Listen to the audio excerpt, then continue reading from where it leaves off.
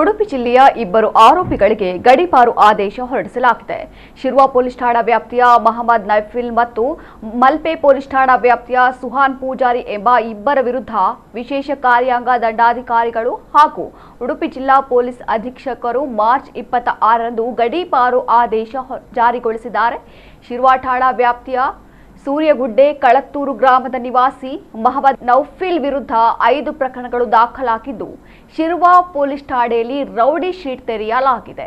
ಹಾಗೆಯೇ ಮಲ್ಪೆ ಠಾಣಾ ವ್ಯಾಪ್ತಿಯ ಕೊಡವೂರು ಗ್ರಾಮದ ಆಶೀರ್ವಾದ ನಿವಾಸಿ ಸುಹಾನ್ ಪೂಜಾರಿ ವಿರುದ್ಧ 4 ಪ್ರಕರಣಗಳು ದಾಖಲಾಗಿವೆ. ಗಡೀಪಾರು ಆದೇಶದ ಅನ್ವಯ ಮಹಮ್ಮದ್ ನೌಫಿಲ್ನನ್ನ ಹಾವೇರಿ ಜಿಲ್ಲೆಯ ಶಿಗ್ಗಾಂವ್ ಪೊಲೀಸ್ ಠಾಣಾ ವ್ಯಾಪ್ತಿಗೆ ಹಾಗೂ ಸುಹಾನ್ ಪೂಜಾರಿಯನ್ನ ಯಾದಗಿರಿ ಜಿಲ್ಲೆಯ ಯಾದಗಿರಿ ನಗರ ಪೊಲೀಸ್ ಠಾಣಾ ವ್ಯಾಪ್ತಿಗೆ ಸ್ಥಳಾಂತರಿಸಲಾಗಿದೆ ಎಂದು ಪೊಲೀಸ್ ಅಧೀಕ್ಷಕ ಹರಿರಾಮ್ ಶಂಕರ್ ಮಾಹಿತಿ ನೀಡಿದ್ದಾರೆ.